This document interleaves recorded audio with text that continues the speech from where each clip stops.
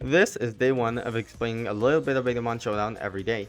But what even is this game anyways? Well, Batomon Showdown, which by the way currently has a free demo on Steam, is an asynchronous 1 vs 1 auto battler roguelike, developed by Batomon, and is also similar to other games, like for example Super Auto Pets. Of course, we should talk about how the game plays.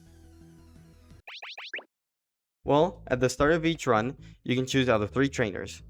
And those 3 trainers themselves will be picked out of a pool of options, with each one having unique buffs that can happen throughout your run, like Gamer, Chemist, or Swim Coach. Then the game divides itself into what I would call a day and night cycle. First, during the day, you can visit the shop, where you have money that you can either spend on items, rerolling, or Batomons. Items are one-time use and can only be used once per day, so use them wisely.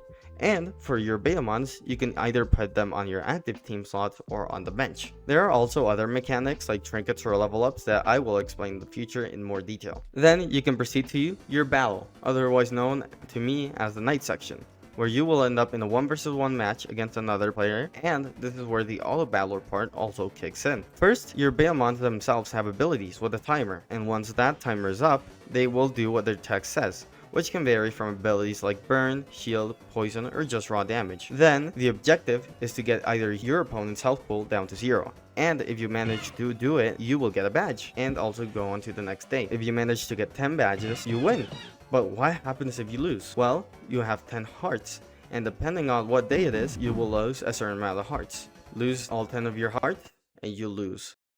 In general, a really fun game with tons of options to build around, and occasionally other events too, which do end up mixing the gameplay up a little bit.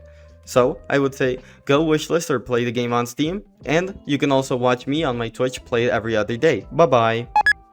That was actually pretty good. I'm happy with it.